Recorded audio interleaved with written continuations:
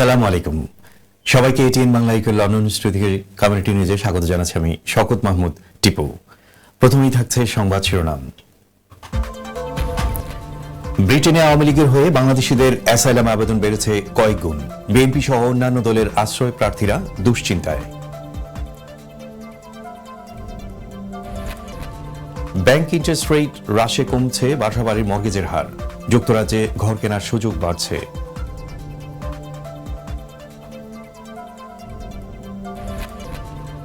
দলের দুঃসময়ে একতার অঙ্গীকার নিয়ে যুক্তরাজ্য আওয়ামী লীগের কর্মী সমাবেশ সম্পন্ন।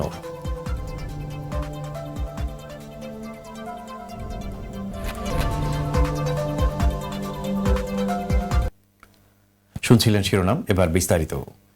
যুক্তরাজ্যে হঠাৎ করে আওয়ামী লীগের হয়ে হোম অফিসে অ্যাসাইলাম আবেদনকারীর সংখ্যা অতিমাত্রায় বেড়ে গেছে। আর গত কয়েক বছর ধরে বিএনপি ও অন্যান্য দলের হয়ে হোম অফিসে আবেদন করা অমীমাংসিত অ্যাসাইলাম দরখাস্তকারীরা বাংলাদেশে সরকার পরিবর্তনের পর আছেন বেশ হতাশা ও দুশ্চিন্তায়। বিস্তারিত থাকছে সহকর্মী জয়নাল ইসলামের বিশেষ রিপোর্টে। গত 5ই আগস্ট বাংলাদেশে শেখ হাসিনা সরকারের পরিবর্তনের পর যুক্তরাজ্যের ল ফার্মগুলোতে বেড়েছে ক্লায়েন্টের সংখ্যা।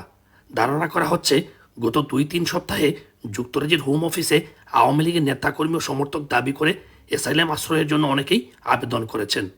ল ফার্মগুলোতে আসা দরখাস্তকারীরা বলছেন আওয়ামী লীগ করার কারণে বাংলাদেশে এখন তাদের জীবন হুমকির মুখে।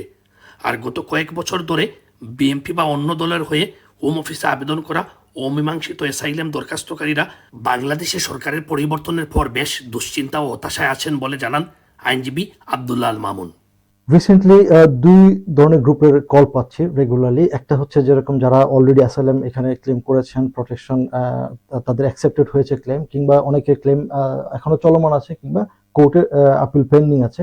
তো তাদের ক্ষেত্রে অনেক হতাশা এবং তাদের অনেক দুশ্চিন্তা নিয়ে তারা আমাদেরকে কল করছে যে তাদের কি হবে, যেহেতু তাদের ক্লেমটা ইনিশিয়ালি ছিল এরকম যে তারা আওয়ামী সরকারকে তারা ভয় পায়, তাদের লাইফের রিস্ক আছে এই সরকারের কারণে। আর দ্বিতীয় যে গ্রুপটা তারা কল করছে যারা 5ই অগস্টের পর যুক্তরাজ্যে প্রবেশ করেছেন কিংবা তার পূর্বে প্রবেশ করেছেন, তারা আওয়ামী সমর্থিত। এখন বর্তমানে বাংলাদেশের যে অনাকাঙ্ক্ষিত উদ্ভূত পরিস্থিতি, এই পরিস্থিতিতে বাংলাদেশে তারা মনে করছে তাদের জীবনের নিরাপত্তাহীনতায় আছে। বাংলাদেশে অনেক রকম অনাকাঙ্ক্ষিত ঘটনা ঘটছে। এই ইন্টারিম গভর্নমেন্টের সময় অনেকেই অনেক সাক্ষী হয়েছে সরকার পতনের পর অনেক যেটা বলা হচ্ছে অনাকাঙ্ক্ষিত। তো তাদেরও কল আসছে। আমি আমার কলিগরা অনেকেই তাদের যে দুশ্চিন্তাগ্রস্ত কল আমরা রিসিভ করছি, ইনকোয়ারি করছে তাদের অ্যাসাইলাম ক্লেমের বিষয়টা নিয়ে, তারা কতটুকু নিরাপত্তা এখানে পেতে পারে। বিগত আওয়ামী লীগ সরকারের আমলে যুক্তরাজ্যে যারা রাজনৈতিক আশ্রয়ের জন্য অ্যাসাইলাম ক্লেম করেছেন, যেহেতু এখন আওয়ামী লীগ সরকার ক্ষমতায় নেই, তাই তাদের অমীমাংসিত বা পেন্ডিং অ্যাপ্লিকেশনগুলোর সিদ্ধান্তের ব্যাপারে আইনজীবী আব্দুল্লাহ মামুন আরো বলেন, আওয়ামী লীগ সরকারের আমলে যুক্তরাজ্যে এসে বাংলাদেশে যারা রাজনৈতিক আশ্রয় ক্লেম করেছেন, তাদের জীবন নিরাপত্তা চেয়েছেন, তাদের ক্ষেত্রে যে বিষয়টা হতে পারে এখন যেহেতু গভর্নমেন্টের ফল হয়েছে, হোম অফিস এখন প্রত্যেকের কেস আলাদা করে তারা আবার পুনর্বিবেচনা করতে পারে এবং দেখবে এখনো বাংলাদেশে তাদের লাইফটা রিস্ক আছে কিনা। যদি লাইফের রিস্ক না থাকে, যদি কোনো ধরনের ঝুঁকি হোম অফিস মনে করে যে সেখানে নেই, সেক্ষেত্রে তাদের কেসটা রিভিউ করতে পারে, কার্টেল করতে পারে, অথবা আবার একই রকম ভাবে হোম অফিস যদি মনে করে লাইফ রিস্কটা এখনো বিদ্যমান, তাহলে তাদের কেসটা চলমান থাকবে এবং প্রোটেকশনটা থাকবে। বাট এটা মনে রাখতে হবে যে অ্যাসাইলাম প্রোটেকশন ক্লেমটা অ্যাকসেপ্টেড হওয়া মানে এটা পার্মানেন্ট কিছু না। এটা প্রতি মুহূর্তেই হোম অফিস চাইলে এটা প্রয়োজনে রিভিউ করতে পারে তাদের এই কেসটা। জয়নাল ইসলাম, এটিএন বাংলা, ইউকে। আর কনজারভেটিভের ভুল নীতির কারণে ব্রিটিশ অর্থনীতির পতনে ইন্টারেস্ট রেট বেড়ে যাওয়ার ফলে মর্গেজ অস্বাভাবিক হারে পৌঁছে গিয়েছিল। তবে সুখবর হচ্ছে ইন্টারেস্ট রেট কমছে, সুযোগ তৈরি হচ্ছে বাড়ি কেনার। বিস্তারিত রুমানা রাখের রিপোর্টে। গত আগস্টে এসে ইন্টারেস্ট রেট 5% নেমে আসার ফলে ব্রিটেনের প্রপার্টি মার্কেটে সুবাতাস বওয়া শুরু করেছে। 2024 সালের প্রথম 8 মাসে ব্রিটেনে 11 লাখ বাড়ি বিক্রি হয়েছে বলে নিশ্চিত করেছে জুপলা। তাদের ইন্ডেক্স বলছে এই সময়ের মধ্যে বাড়ির দাম বেড়েছে 1.74%। প্রপার্টি ইনভেস্টররা বলছেন এই মুহূর্ত থেকে আগামী কয়েক মাস প্রপার্টি কেনার সুবর্ণ সুযোগ আছে। মার্কেটে ইন্টারেস্ট রেটটা কমার কারণে আমি মনে করতেছি যে এখন অনেক বায়াররা আসবেন, বাড়ি কিনবেন। বিগত দিন যদি আমরা দেখি, লাস্ট 2 বছর অনেক বেচাকেনা কিন্তু কম হয়েছে মার্কেটে। যার কারণে এখন একটা রাইট টাইম, এবং যারাই ফার্স্ট বায়ার আছেন তারা হয়তো এখন কিনতে পারেন, এবং যাদের কাছে ক্যাশ বায়ার বা ক্যাশ কিনবেন, ইনভেস্টমেন্টের কথা চিন্তা করবেন, তারা যদি এই মুহূর্তে কিনেন আমি মনে করি ভালো ভালো ডিল পাবেন মার্কেটে। British Bangladeshi chamber of commerce and ইন্ডাস্ট্রির প্রেসিডেন্ট প্রপার্টি ইনভেস্টর রফিক হায়দারের পরামর্শ হচ্ছে বাজেটের সাথে সঙ্গতি রেখে প্রপার্টি কেনা। এই প্রপার্টি মার্কেটটা ভালো, কিন্তু ওই মার্কেটটা আবার এই সব সময় কিন্তু এক ধরনের থাকে না, ওইটা ডিপেন্ড অন আপনার সার্কামটেন্সের উপর। গত কয়েক বছর যাবৎ প্রপার্টি মার্কেট অনেক সময় হিমশিম খাচ্ছিল। আমরা মনে করি এই যে ইন্টারেস্টটা বেড়ে গেছিল, আপনার ইন্টারেস্ট রেট বাড়ানোর ফলে অনেকেই কিন্তু যারা ব্যবসা করতে অনেক কিন্তু এই দেশ থেকে চলে গেছে অন্যান্য দেশে, অথবা অন্যান্য দেশে ব্যবসা করতেছে। আমরা মনে করি যদি ইন্টারেস্ট রেট একটা কমার দিকে থাকে, তাহলে ব্যবসা এই প্রপার্টির দিক দিয়ে আমাদের যারা ঘর বাড়ি কেনার ইচ্ছা আছে তারাই আগামীতে একটু ওয়েট করলে আরও কমবে। তো সুতরাং এইটা ফলো করতে হবে যে বর্তমান ব্যাংকিং সেক্টরের উপরে ওরা কিভাবে মুভ করতেছে, এবং এই জিনিসটা কাজে লাগানোর জন্য যারা অ্যাডভাইস দেয়, এক্সপার্টিস আছে, তার সাথে আলাপ করে এই ধরনের ব্যবসা আসা উচিত। এদিকে আগামী জানুয়ারির মধ্যে ইন্টারেস্ট রেট আরো 0.25% কমার সম্ভাবনার কথা বলেছেন প্রপার্টি বিশেষজ্ঞরা। রুমানা রাখি, এটিএন বাংলা, ইউকে। বাংলাদেশে আওয়ামী লীগ নিধন চলছে বলে অভিযোগ তুলে কর্মী সমাবেশ করেছে যুক্তরাজ্য আওয়ামী লীগ। এই সমাবেশ থেকে আগামী 9 সেপ্টেম্বর ব্রিটিশ পার্লামেন্টের সামনে বিক্ষোভ সমাবেশ সফল করার আহ্বান জানানো হয়। সহকর্মী কামরুল রাসেলের রিপোর্টে থাকছে বিস্তারিত। সাবেক প্রধানমন্ত্রী শেখ হাসিনাকে বর্তমান বৈধ প্রধানমন্ত্রী দাবি করে ক্ষমতায় পুনর্বহাল করার দাবি নিয়ে এবং 5 আগস্ট পরবর্তীতে আওয়ামী লীগের শত শত নেতাকর্মীদের হত্যা, গুম ও সংখ্যালঘুদের উপর আক্রমণ সহ অন্যান্য বেশ অভিযোগ নিয়ে 9 সেপ্টেম্বর সোমবার দুপুর 2টা থেকে 4টা পর্যন্ত ব্রিটিশ পার্লামেন্টের সামনে বিক্ষোভ সমাবেশ করবে যুক্তরাজ্য আওয়ামী লীগ।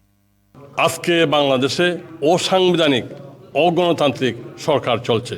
আমরা এই যুক্তরাজ্যে 71-এর মতো, 75-এর 15 আগস্টের বঙ্গবন্ধুবিহীন বাংলাদেশে এবং 1/11-এর সময় আমরা এই যুক্তরাজ্যে যেমনিভাবে প্রবাসী বাঙালিদেরকে নিয়ে আওয়ামী লীগের নেতৃত্বে আমরা ঐক্যবদ্ধ হয়ে বাংলাদেশের গণতন্ত্র পুনরুদ্ধার আন্দোলন করেছিলাম, আমরা একইভাবে আবারও সবাইকে নিয়ে আমরা বাংলাদেশে আবারও আমরা গণতন্ত্র ফিরিয়ে আনতে চাই।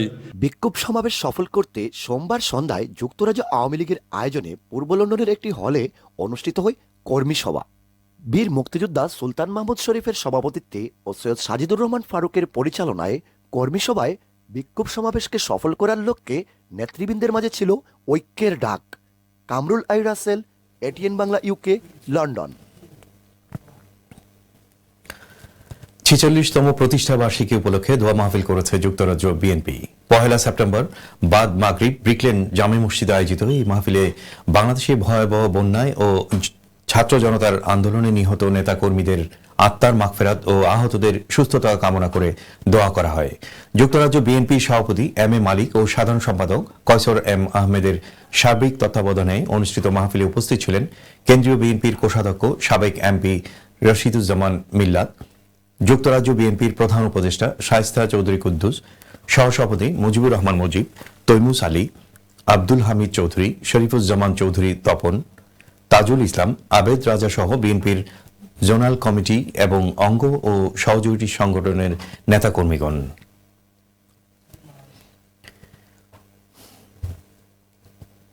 কমিউনিটি নিউজের এই পর্যায়ে নিচ্ছি বিরতি, ফিরছি আরো খবর নিয়ে। তখন থাকছে বাংলাদেশি ধানের পর এবার বাংলাদেশে আবিষ্কৃত রঙিন ভুট্টা চাষ করে তাক লাগিয়েছেন লন্ডনের শখের বাগানি আজম খান।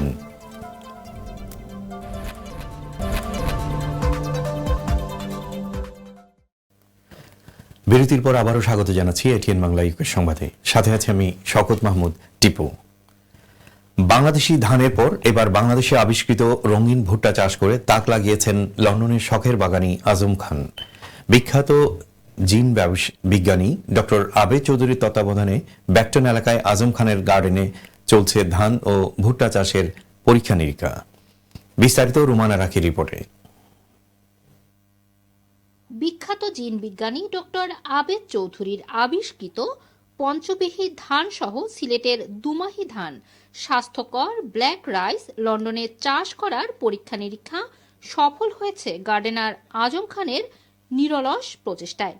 এই হইলো দুমাই ধানটা, এই দেখুন দুমাই ধান প্রায় 5 ফিট মতো লম্বা হইছে। এইটা হইলো সারর আগুয়ান ধান, ওই দেখুন এটা খুব ভালো একটা সরা দিছে। আর এই হইলো সারর যে পঞ্চবিরি যে ধান, এটা 2 বার কাটার বাদে এই ধরনের এটা হইলো 3 নম্বর বার। আচ্ছা, আর হইলো এখানেও আছে একটা ব্ল্যাক রাইস দিছেন, যেটা ডায়াবেটিস রাইস করা হয়। ধান চাষের পাশাপাশি এবার রঙিন ভুট্টার চাষ করে তাক লাগিয়েছেন আজম খান।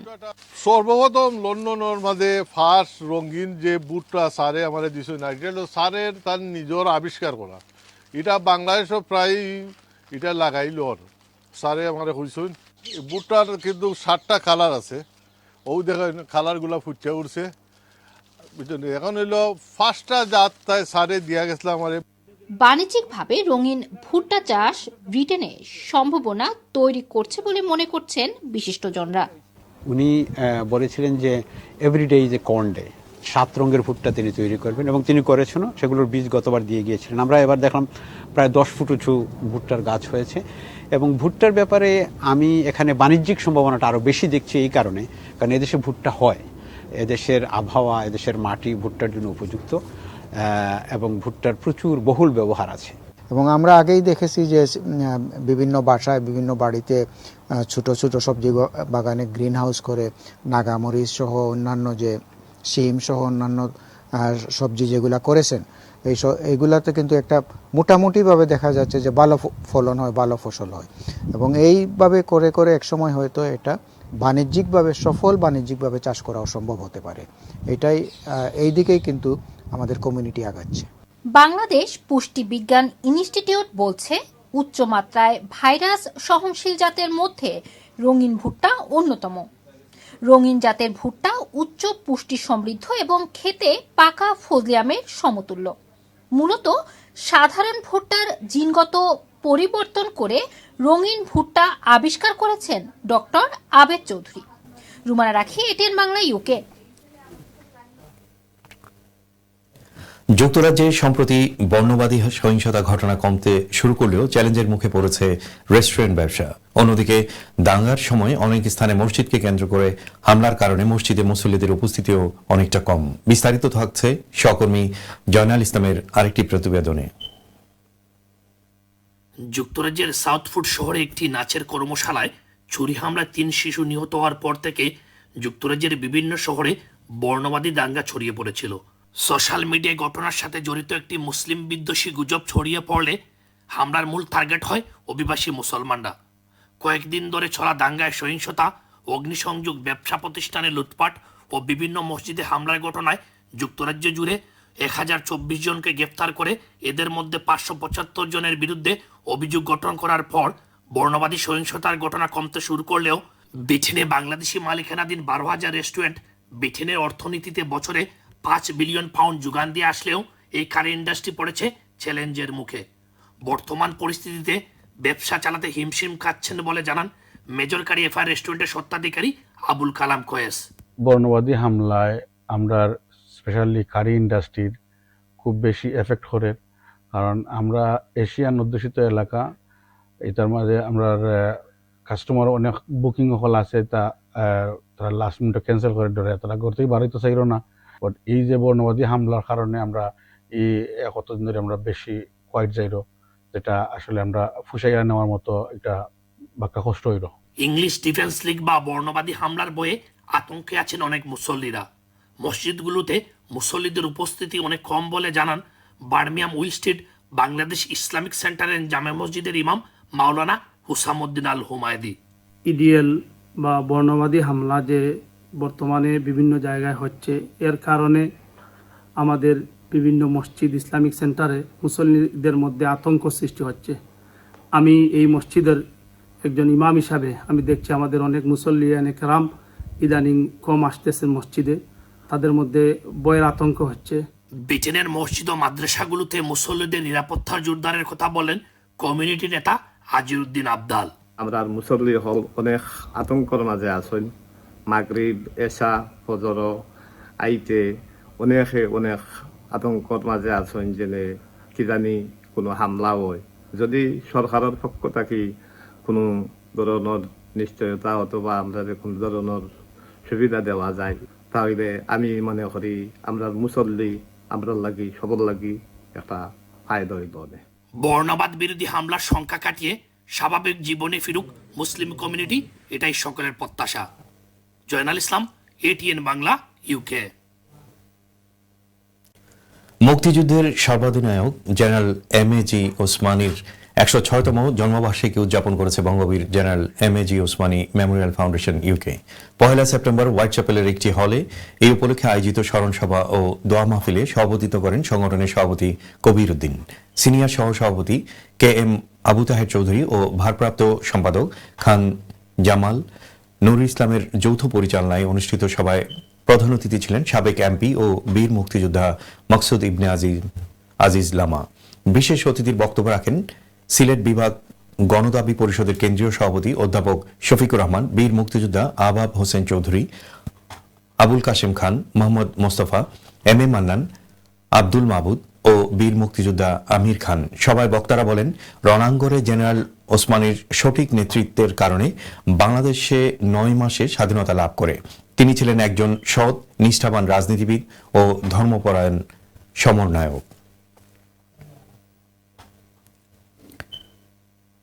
ম্যানচেস্টারের শাহজালাল মসজিদ এবং ইসলামিক সেন্টারের ব্যবস্থাপনায় 4 সপ্তাহব্যাপী দারুল কিরাত কোর্সের সমাপনী ও কৃতি শিক্ষার্থীদের মধ্যে পুরস্কার বিতরণ অনুষ্ঠিত হয়েছে। সহকর্মী আমিনুল হক ওয়েসের রিপোর্টে থাকছে বিস্তারিত। ম্যানচেস্টারের ঐতিহ্যবাহী শাহজালাল মসজিদ এবং ইসলামিক সেন্টারের ব্যবস্থাপনায় প্রতি বছরের ন্যায় এবারও গ্রীষ্মকালীন ছুটিতে দারুল কিরাত কোর্সের আয়োজন করা হয়। উক্ত কোর্সের সমাপনী উপলক্ষে পুরস্কার বিতরণ অনুষ্ঠানের আয়োজন করা হয় স্থানীয় শাহজালাল মসজিদে। চেয়ারম্যান আলহাজ আশিক মিয়া সিজিলের সভাপতিত্বে ও মসজিদের ইমাম মাওলানা খায়রুল হুদা খানের পরিচালনায় এতে উপস্থিত ছিলেন দারুল হাদিস লতিফিয়া নর্থ ওয়েস্টের প্রিন্সিপাল মাওলানা সালমান আহমদ চৌধুরী ফুলতলি, দারুল কিরাতের প্রধানকারী মাওলানা ফখরুল হাসান রুতবা, মসজিদের সাবেক চেয়ারম্যান আলহাজ সুরাবুর রহমান, আলহাজ মান্নান খান, মসজিদের ট্রাস্টি আলহাজ রইস আলী, সৈয়দ নজরুল ইসলাম হারুন, মসজিদ কমিটির vice chairman Liton Chowdhury, secretary Maruf Khan প্রমুখ। দারুল কিরাত কোর্সের গুরুত্বের কথা বলতে গিয়ে প্রধানকারী মাওলানা ফখরুল হাসান রুতবা বলেন, আল্লাহ সুবহানাহু ওয়া তাআলা কালামে পাকে হুকুম করছেন কুরআন শরীফ যে সহিশুদ্ধভাবে পড়বার লাগি। ম্যানচেস্টারের মুসলিম কমিউনিটি সহ শাহজালাল মসজিদ কমিটির প্রতি কৃতজ্ঞতা প্রকাশ করেন মৌলানা খায়রুল হুদা খান। সফলভাবে দারুল কিরাত কোর্স সম্পন্নকারী ছাত্রছাত্রীদের মধ্যে বিভিন্ন গ্রুপে পুরস্কার তুলে দেওয়া হয়। এই আয়োজন যেন অব্যাহত থাকে, এটাই উপস্থিত বিশিষ্টজনদের কাম্য। গ্রেটার ম্যানচেস্টার থেকে আমিনুল হক ওয়েস, ATN বাংলা। খেলার খবর। সাফল্যে সম্পন্ন হল যুক্তরাজ্যে বসবাসরত বাংলাদেশিদের দ্বারা আয়োজিত অন্যতম বৃহৎ tournament city cup championship. Cricket players association of Moulvibazar UK'র আয়োজনে এই টুর্নামেন্টে অংশগ্রহণ করে বিলেতের বিভিন্ন অঞ্চলের সমন্বয়ে গঠিত 12টি টিম। খেলায় অংশ নেন বাংলাদেশের জাতীয় দলের সাবেক অধিনায়ক মোহাম্মদ আশরাফুল, ইমরুল কয়েস, সাব্বির আহমেদ, শামসুর রহমান শুভ ও এনামুল হক জুনিয়রের মতো খ্যাতিমান ক্রিকেটারগণ। 28 অগস্ট লন্ডনের কিংস হাউসে স্কুল স্পোর্টস গ্রাউন্ডে অনুষ্ঠিত ফাইনালে ম্যানচেস্টার চ্যাডারটন দলকে 53 রানে পরাজিত করে চ্যাম্পিয়ন হয় SX নিও ক্রিকেট দল। খেলা শেষে পুরস্কার বিতরণী অনুষ্ঠানে সালাউদ্দিন আহমেদের সবুজের পরিচালনায় প্রধান অতিথি হিসেবে উপস্থিত ছিলেন CPAM UK'র সভাপতি সালেহ আহমেদ। বিশেষ অতিথি ছিলেন CPAM UK'র প্রধান উপদেষ্টা মুরাদ আহমেদ সহ আরও অনেকে।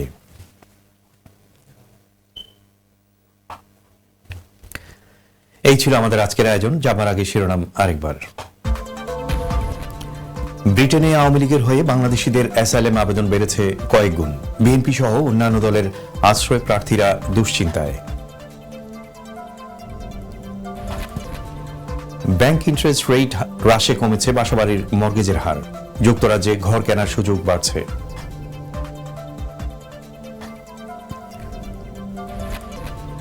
দলের দুঃসময়ে একতার অঙ্গীকার নিয়ে যুক্তরাজ্য আওয়ামী লীগের কর্মী সমাবেশ সম্পন্ন।